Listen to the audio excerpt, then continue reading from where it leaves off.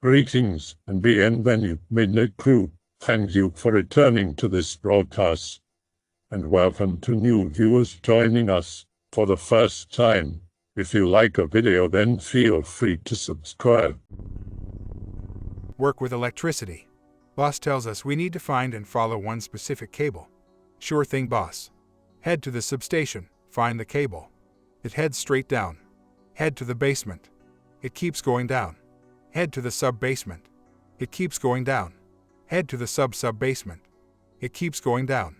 Head to the sub-sub-sub-basement tunnels. Thousands upon thousands of cables. Still manage to find it. Alright, I guess we follow it. Walk in the damp pitch black with one flashlight between 3 people. Thank God for phone flashlights. Walk for about an hour, twist upon turn upon twist.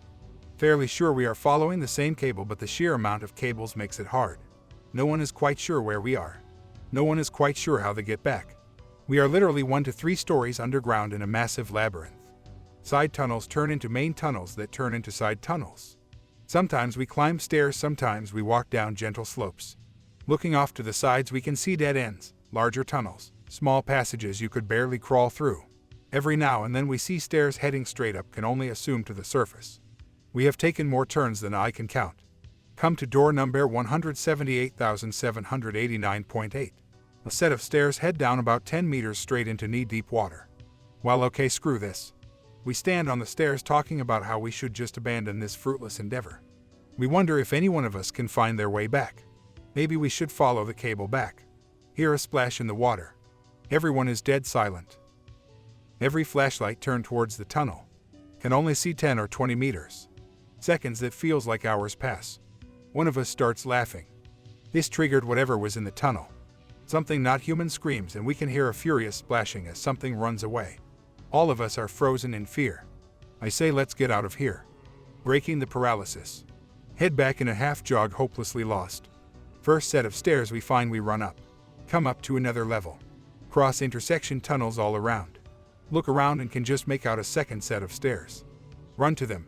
End up in less creepy looking tunnels, more like old ass basement really. Walk around aimlessly, not quite as scared anymore. Lots of junk all over the place, industrial junk to be specific. Find another set of stairs heading up. End up in a basement that looks quite used, lights are actually on. Head up the stairs adjacent the ones we came up. Find ourselves in the middle of some steel industry during working hours. Get curious looks from the workers, and then the foreman comes out and says, WTF. You can't be here, where did you come from? The tunnels, is all we managed to say. What tunnels? Ooh, never mind, can you show us out? Get escorted out. Foreman looks like at us like we are crazy. Find ourselves 2 kilometers from where we started. All of us are dusty, muddy, and look quite disheveled. Tell the boss it's an impossible task. Never really speak of it again. I can add that some doors were locked, but we have a master key that opens pretty much the entire city. Specifically, the doors leading up to the industry were locked. I'm fairly sure the people working there have no idea there's miles of tunnels under their feet. I can also add that I have a hard time figuring what kind of animal could have found its way into those tunnels, let alone live there. It was big, like at least as big as a deer. No way a rat can splash around that much. I don't know of any animal besides rats that could live in a place like that. Plan a TV trip with friend out to abandoned area of mines in western Wyoming. He gets sick and quits out of going on the trip. Go on the trip anyways, carrying my bag and rifle. Come across random mine and decide it's time to explore. Put on a gas mask and headlamp. Duct taped on and enter the mine. Be exploring around the mine and walk down semi-collapsed tunnel. Enter into area where walls are splattered with blood and blood-covered tools and bandages lie around the ground. Pick over the stuff looking for something interesting to take with me. Suddenly begin hearing footsteps and moving around from a different nearby tunnel and begin to get out as fast as possible. Rush outward, climbing and running, hearing more footsteps. Get outside and rip off mask, turning and watching the entrance into the mine while backing up to ATV. Get on ATV and drive away. B tonight. Me and a friend are on the way to the basketball stadium. We walked there, but took a different route. There's an old, partially shut down power plant in the middle of campus. Only a small part of it is actually on, and we're near the empty part. It's blocking our way. There's no roads that go through it, only old train tracks for bringing the coal in. Instead of going out of our way, we decide to follow the train rails through to the other side, a little less than a mile. It was creepy as hell, everything was overgrown, weird noises, stuff moving in the brush. Evidence of homeless people all around. A few years ago, a girl went missing in our town and was never found. Indiana brothers will know what I'm talking about. I remember that as I'm walking through, creeps me out even more. The train rails go into a tunnel, we couldn't really go around so we just said screw it and went in. It was really dark and we were using the flashlights on our phones. There's a train car just sitting there. Suddenly, footsteps, shit starts banging around. It's coming from behind a metal door in the side of the tunnel. Faint electrical hum in the distance. Footsteps stop, hear door bang open behind us. Nope, nope, nope. God damn it, I've never run that fast in my life. Didn't get any pics, I might go back some other time, with more people. The horrifying story of John Jones, a 26-year-old young man who decided to explore narrow tunnels on November 24, 2009 with his brother Josh in the Nutty Putty Caves west of Utah Lake, would turn into a nightmare. John grew up in the area and was even familiar with the caves since he visited them several times. He knew what safety measures he had to take to explore them since they contain a network of tunnels narrow enough for a person of average height to pass through with hands and knees. That fateful November 24th, Josh decided to organize an exploration of the Nutty Putty Caves since John was visiting Utah and would be staying for holidays. John, who had always liked exploration, accepted along with 9 other people including friends and family. His wife Emily was expecting their second child, so she didn't go. Finally, the group arrived at 8 at night and began to descend through the caves. They wanted a challenge, and it was to pass the narrowest tunnels of the place. For this they needed to make a class of stealth movements. An hour after having entered the caves, the group separated into a formation called the Birth Canal, and this sends you to narrower caves in the shape of a circle. But John chose the wrong path and got into a rather narrow tunnel, which generated that when advancing each time it was getting narrower and narrower. Moments passed and he realized that this was not the tunnel he was looking for. The more he got in with his head and arms, the harder it was to return. He was stuck and he thought that the only way to get out of that mess was to continue ahead, given that there was no way to turn back. Terror took hold of the situation. John exhaled and sucked air out of his lungs to be able to flatten his chest. Then he advanced further and the fearful thing happened when he took a breath again and his lungs expanded, leaving him trapped under pressure inside the cave. He was alone, and when he struggled and tried to back away, the flashlight that was on his forehead fell off, getting him lost in the tunnel and leaving him totally in the dark. While John was calm, his brother Josh found his legs and tried to pull him out, but he couldn't, so he told John he would go out to seek help. The cave where John was found was so deep that the rescue team took more than an hour to reach the scene, because it was so narrow. Only a person with certain bodily characteristics could enter so that they would not be trapped either. The rescue work seemed to be easy: grab his legs and pull. Susie, who was a volunteer for knowing the caves, took care of going to where John was. By that time he had already been face down and stuck for more than 3 hours. However, he talked to her and told her that he really wanted to go out, and she told him not to worry because they would take him out very soon, which never happened. Susie tied a rope to his feet and they pulled between 3 people, but it did not work. She tried to accommodate him in a different position, but this did not work either. She tried to cut his clothes to give him a few more centimeters of space, and even another member of the aid team descended and it pierced the wall, and still there was no good result. John had been on his stomach for too many hours. This made it difficult for his heart to pump blood that accumulated in his chest and on his head. The rescuers did everything in their power, a pulley system to be able to pull it as they did years ago with a young man in a similar situation. But that other person was much smaller. John was 6 feet tall, 1.83 centimeters, and weighed 189 pounds, 86 kilograms, so the pull was so painful that everyone began to fear the unthinkable. Later they realized that the only way to get John out was by breaking his legs. Nobody wanted to do that, and they tried to continue with the pulley plan. 12 hours later, John was in a panic and claustrophobic. The only way to calm him down was taking his wife, and she spoke to him on a radio. 19 hours later, the bow holding the hand rope with the pulley broke and many rocks fell on John. The rescuer who was with him was also hit by these rocks, knocking him out and breaking his jaw. Sadly, the last rescuer who entered experienced the worst part, which were John's words, "I'm going to die, right?" However, this rescuer promised John that they would take him out. Finally, his last words were to ask for the rescuer, "Is he okay?" After that, he lost consciousness and stopped talking. It was almost 28 hours of panic at 215 meters, 235 yards deep in the cave. Bob's push that had an L shape and was only 45 centimeters, 18 inches wide, and 25 centimeters high. It was difficult to abort the mission. A paramedic defying science declared that he was dead, even knowing that he could only be unconscious. His wife did not want to leave the place. The lieutenant and the sheriff convinced her, saying that they would take him out to bury him. But everyone knew that this would not happen either, just as it was impossible to try to get him out alive when he could push. Without life, it would be much more complex. The cave was sealed, and today his remains rest in this same place. I did some amateur spelunking while backpacking Southeast Asia.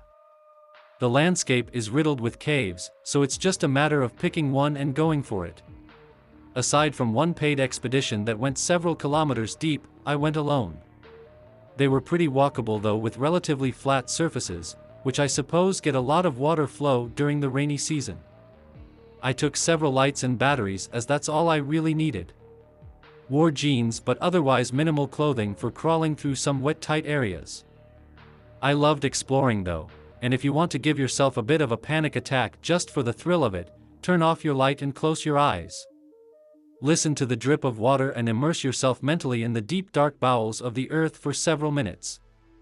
Then open your eyes to the blackness. Anyway, I'd love to get back into spelunking, but with some proper gear and more gnarly caves, but I am currently stuck in a place without many caves. Pick is similar to a cave I stumbled upon randomly just walking through the woods. One time I was too late with my maintenance on one spot that is enshrouded by large blackberry bushes, and that can only be accessed via a tunnel I cut into the bushes, and it was too dark to walk back on the mountain trail, so I had to sleep on site.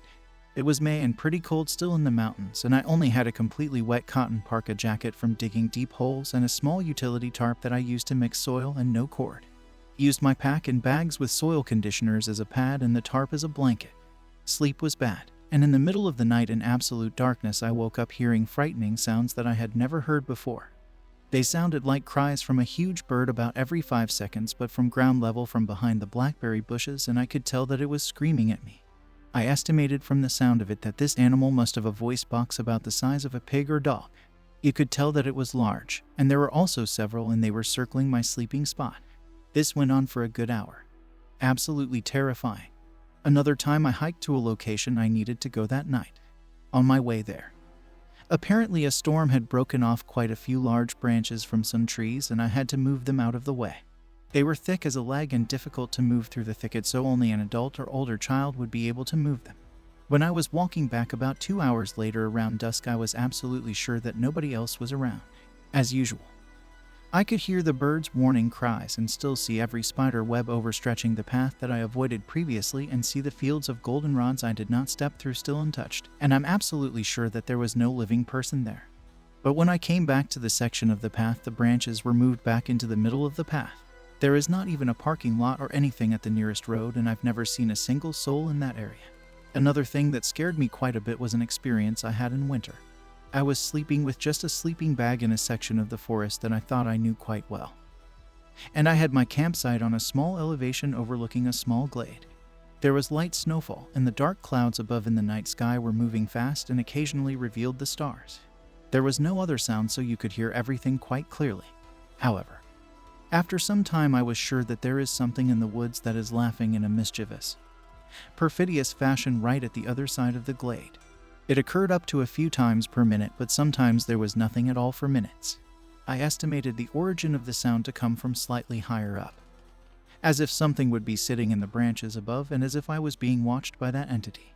So based on these observations, I think that there is a spirit in the forest that can be benevolent or malevolent depending on what you are doing there. All of these events had in common that I had been intruding into the realm of the forest or messing around with the forest in these locations, so that might be a reason why this happened. Since I am now only going out for recreational hikes or camps, nothing like this has happened again. As a kid, thought it was cool to go in drainage pipes. Never went more than a few hundred feet because LOL scared. Be adult hiking one day with army buddy. Screw this, let's take a shortcut through the pipe. Get about halfway. Massive hive of tarantulas, most sleeping, some moving. Look up and see the most frightening thing I'll probably ever see. The whole ceiling is tarantulas previously unnoticed. Look back. Army bro has already sprinted hundreds of miles away. Nope. Avi. Run like a little schoolgirl through the spider-infested tunnel. Ha ha ha ha, God, that's the worst. Be like 17. Walking around in a wash with my friend. Whoa, a new tunnel we haven't been in. Let's go. It's small, manhole-sized, but horizontal. Crawl in, light in mouth. This is cool, I guess? Keep going towards the light, clearing webs with our faces and smashing spiders as we go. Get there after forever. It's a storm drain with a bolted-down manhole. Great. Sit there for a while, resting. Start to head back. The spiders we had disturbed before are now dangling everywhere in various states of rage and/or death. Screw this. Put my shoes on my hands and smash them all as we crawl through. Make it out after another 30 minutes. Stand up and realize the concrete had ripped apart my clothing and skin where it rubbed as I crawled. Knees and toes are bleeding. My outer left palm had a blister the size of a golf ball from rubbing in the shoe. It had then apparently popped, and was now full of shoe dirt and spiderweb. Walk home. Don't crawl through low long tunnels like that anymore. Dawson Forest, North Georgia. Entire place is an abandoned nuclear research facility. Government claims it was nuclear aircraft research. Can still see the old research buildings and go up to them, even though all the entrances are concreted off. Never heard a single bird in the entire place, and it's a massive wildlife reserve now. Trees, for no reason, sometimes show up dead in clusters in the middle of perfectly healthy forests. Rumored that there is a secret entrance to the old labs through the sewers, but every entrance to them, manholes, is full of graffiti warning to keep away at all costs. No official warnings. Claims of albino animals around the area all the time. Been there 3 or 4 times. Every time I try to explore, I immediately get a terrible feeling in the pit of my gut and hightail it out of there. My fiancé has been there. So, this isn't next to the facility itself, or in the immediate vicinity. But off a certain trail he found a giant concrete retaining wall that had a sizable hole. As if some sort of explosive blew the cement up. This leads to a crude tunnel where there is dirt, which opens up to another retaining wall with a hole. Then another tunnel, then another concrete wall, blown hole, another dirt tunnel, so on and so forth, which eventually leads into a concrete underground room. In the room, he said there's piping fixtures on the walls. The air is extremely stale and heavy, akin to something old and dead, and the floor is constructed of giant blocks of cement thrown haphazardly around. There's a staircase against the wall that winds down the floor, but eventually it meets the concrete blocks, so you can't explore down beyond the first floor. All along the walls are grasshoppers of varying brighter than normal hues. Think vibrant green, orange and brown. They must have been in the thousands, but remain completely silent and a few inches apart from one another. If you were to check the wall directly above the hole where you crawled in from, parallel to it was a massive spider. Spindly legs, at least 6 feet, somewhat hairy, pincers and eyes. Once my fiancé processed this beast, he turned to his friend who had accompanied him and said they needed to leave immediately. When he glanced back up, the spider had disappeared. They left shortly after. I went into this drain today. Never posted about urbex anywhere, and I only lurked here so far. It's a tunnel that carries a creek under my city. It's high enough to walk standing up, and there's minimal graffiti unlike other places I've visited before. I only went about a quarter mile before I realized it's very long, and so I turned back until I could come back with better supplies. Any anons have tips or stories about underground exploring? After last time I returned to this drain under my town. You can see the entrance here. The drain carries a creek under the town center and has lots of small fish in it which were unfortunately too quick to take pictures. All along the bottom of the tunnel was 1 or 2 inches of flowing water. About as much as last time. This time, instead of closed-toe sandals, I wore rubber boots which were much better. I also wore a hat, which kept spiderwebs and other things I ran into from getting in my hair. And I had a headlamp with me instead of just my phone light. I know, new move last time, but I didn't know at all how far the tunnel went before. Since the tunnel entrance is right next to a road and near my town's city hall. I had to be sneaky to not be seen by police or anyone else. Here is where the tunnel splits about 200 yards from the entrance. I had to crouch to get through the narrower tunnels, and went down the left one. The bottom of the tunnel was covered in a thin layer of grime or algae where I could clearly see raccoon prints that looked pretty fresh. But I didn't see any during my expedition. The narrower tunnels continue for about another 150 yards with lots of twists and turns. And it's pretty uncomfortable to run around in them bent over. I reach the place where they rejoin. Not sure why they split at all, where they become a single wide tunnel which is just as short as the two split ones. I turned around where they rejoin, mostly because I realized I should have brought water and I was overheating a bit. I shined my headlamp down the tunnel at the place where I turned around, and couldn't see anything except another bend another 30 yards or so away. Even though I think I can tell from Google Earth where the drain empties out into the river. It has many more bends than I expected.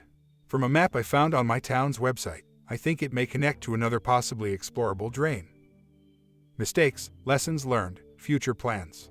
I wore a hoodie since it was cold above ground, but underground was much warmer and I quickly overheated. Next time I'll wear a lighter layer or just a t-shirt.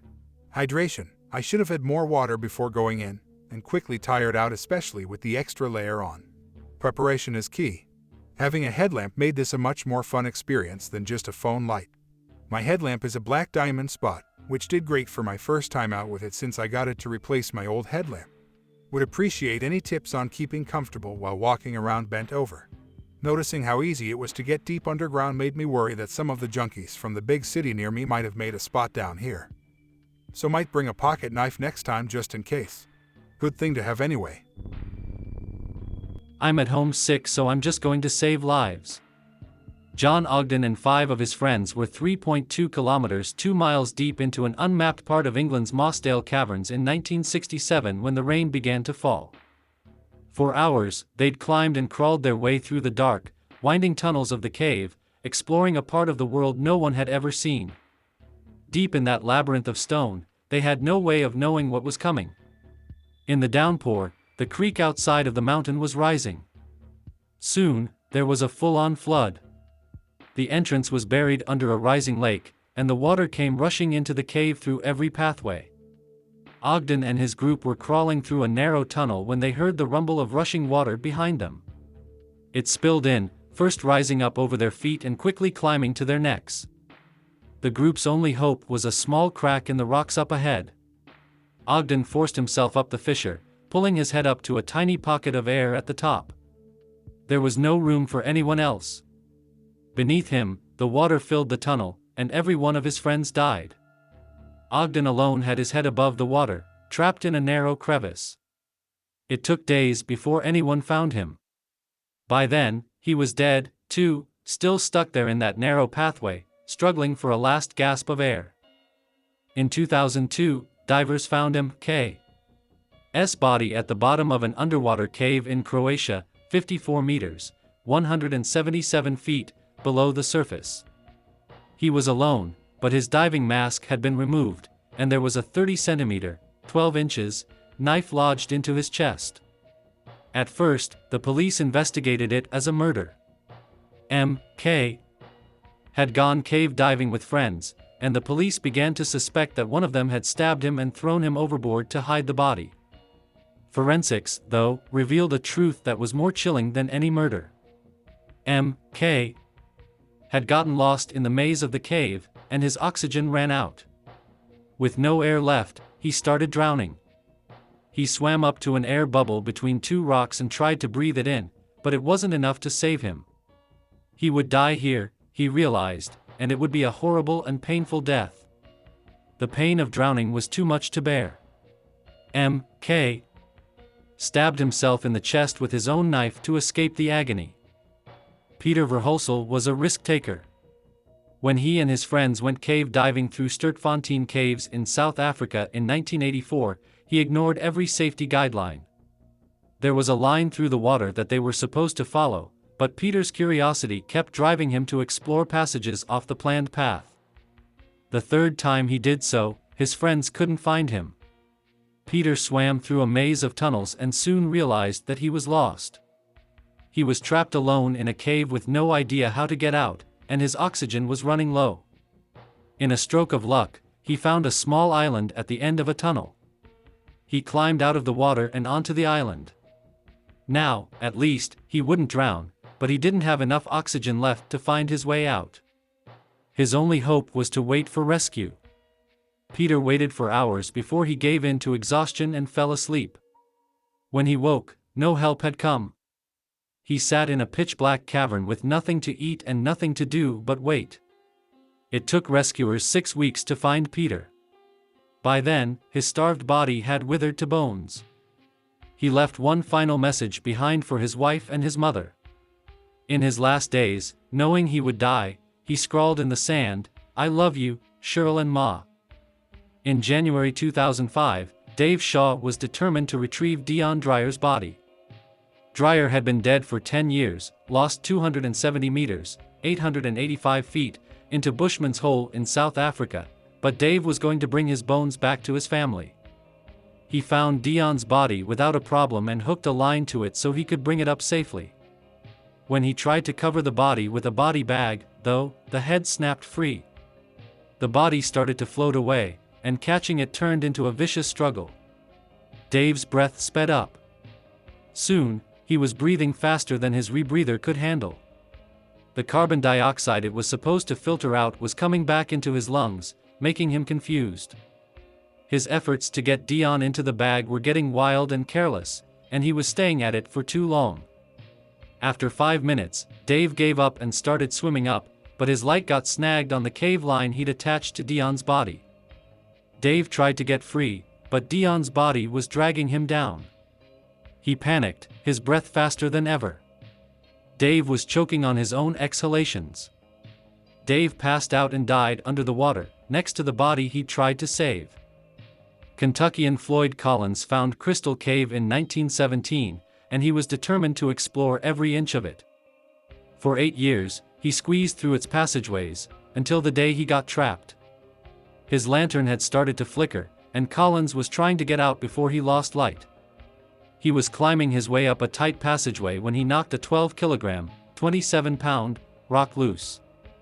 It came crashing down onto his ankle, pinning him in place. For the next 17 days, rescue teams tried to save him, but nothing they tried worked. In time, they brought in miners to dig a shaft to him, believing the only hope was to make a new way out. While he waited, Collins was becoming a celebrity. Tourists from all around were coming to see his rescue, with hucksters setting up booths to sell food, drinks, and souvenirs. The mine shaft took too long. On his 18th day in the cave, Collins succumbed to hypothermia, thirst, and hunger. The group of 17 students who visited New Zealand's Cave Creek in 1995 didn't think they were doing anything dangerous. They weren't exploring narrow pathways, they were on a guided tour, staying on a beaten path designed for tourists. When they made it to a platform that overlooked a chasm, some of the boys couldn't help but notice how flimsy it felt. As a joke, they jumped and shook it, marveling at how precariously it seemed to be built. They figured it was all in fun. In an era of safety regulations, they assumed that it just looked flimsier than it really was, but they were wrong. The platform had been built by men with no experience in engineering. It was meant to be bolted in place, but they'd used nails instead, simply because they didn't have a drill handy. Under the weight of the students, the platform gave way.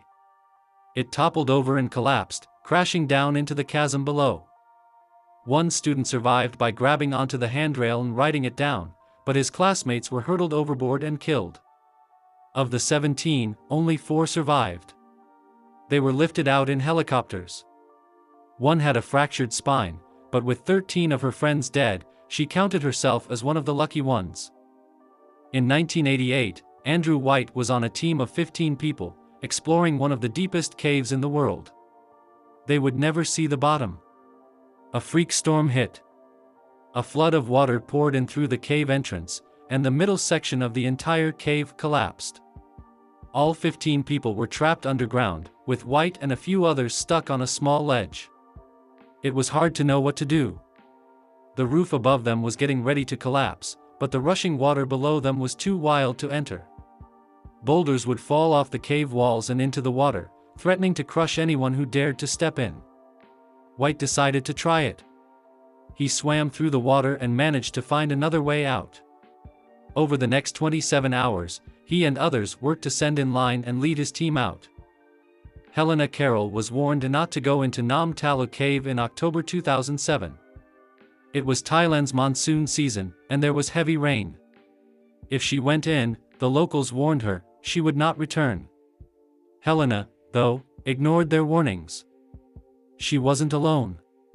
Her boyfriend, John Cullen, joined her, along with 7 other tourists who didn't see the risk. They soon realized the magnitude of their mistake. First, they heard a sudden roar behind them, and then they saw the water rushing in. John and I started climbing, Helena recalled. The first thing we saw was the tour guide and the German boy being dragged away, then the Swiss couple and their 2 lovely girls.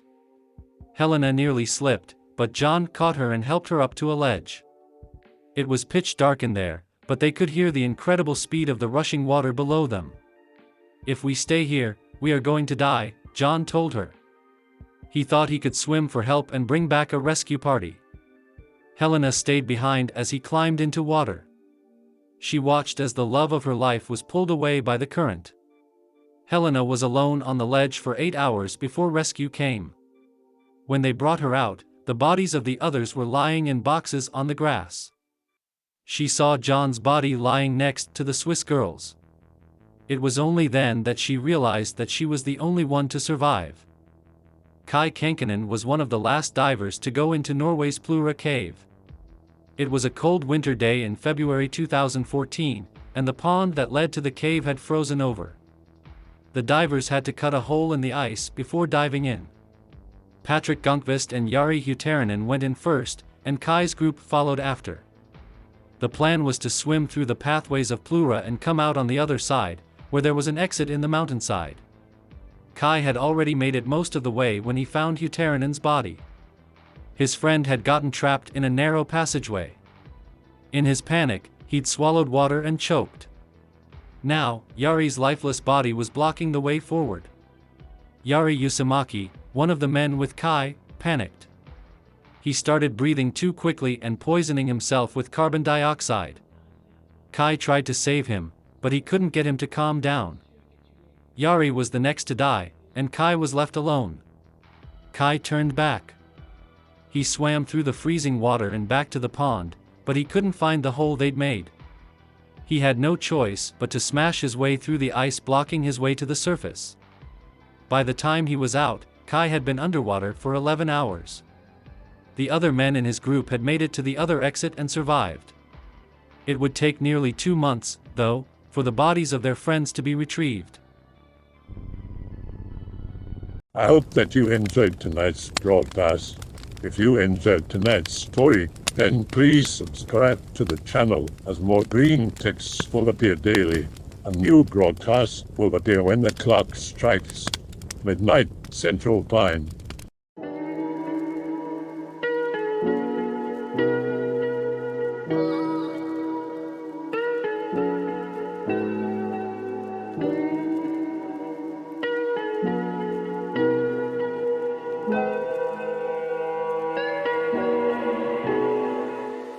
Remember to check out the Odyssey page in the description for a second archive of the channel's videos.